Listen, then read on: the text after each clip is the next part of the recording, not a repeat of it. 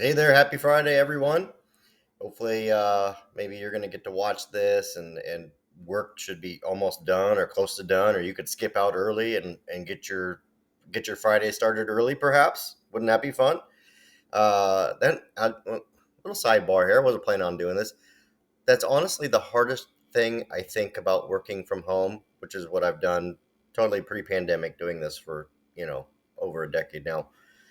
I think one of the hardest things to do is to have a cabinet full of really good whiskey and a fridge full of really good beer and fight the urge sometimes to start at a noon or a 2 o'clock on a Friday because you can. So I'm not saying I don't, sometimes do that, but every once in a while. But yeah, that's the struggle. Struggle as well. Anyways, enough with that tangent. I don't know why I went there, but I did because it's Friday.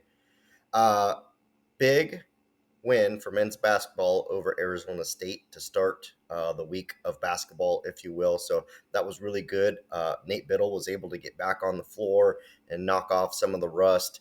Kind of an ugly first half, if you will, but Dana got him in the locker room at half and got things going to cruise to a huge win. So pretty cool to see them get going. And then, of course, that means up next is Arizona, which will be a heck of a game in Eugene. I imagine Matthew Knight Arena will be relatively packed and hopefully a good atmosphere for the boys there. Since my last recording just 2 days ago, Jim Harbaugh officially to the NFL happened a few hours after I recorded the latest daily. See, I don't even re-record this. I just make mistakes and I roll with it. So you're getting the first shot from Jhop every time. Anyways, Harbaugh to the NFL. It's been, a couple days now. There hasn't been a mass exodus of players into the transfer portal.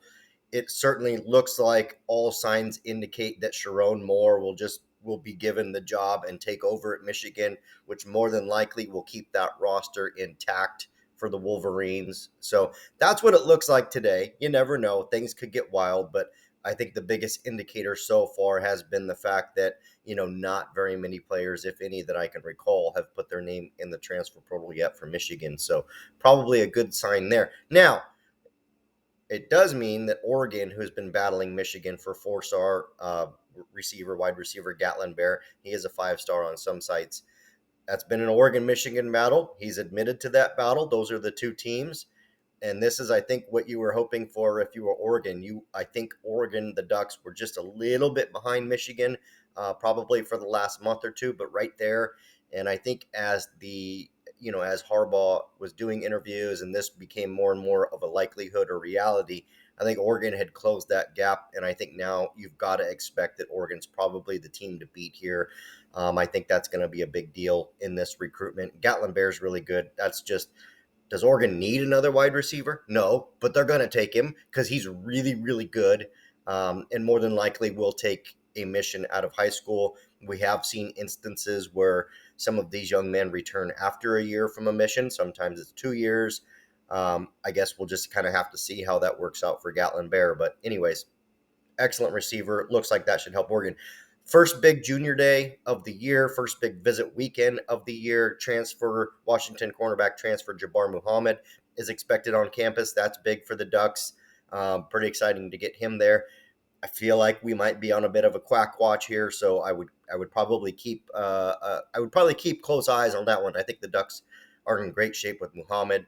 A couple others that I'll note: tight end Tiandre Waverly out of Washington. These will just be 2025s, but he's going to visit Oregon as well.